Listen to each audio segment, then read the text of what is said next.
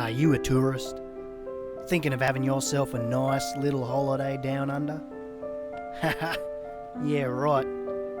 You reckon it's gonna be a bonza time with lots of outback fun and Paul Hogan, kangaroo jack shit? Well, you're fucking wrong, aren't you?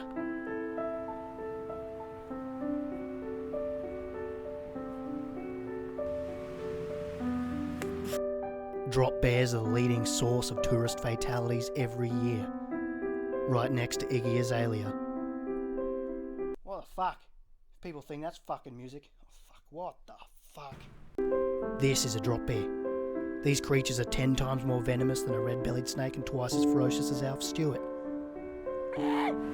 These wankers hide in trees and wait for the nearest unsuspecting foreigner to stumble into their territory. You get ambushed by one of these duffers, and you're gone, mate. You're fucked. Never walk alone. Stay smart. Stay alert. Slip, slop, slap. Stay alive. If you think this country's safe, you fucking better think fucking twice, mate. You better think real hard. Only survival experts can traverse this hallowed hellhole of a continent.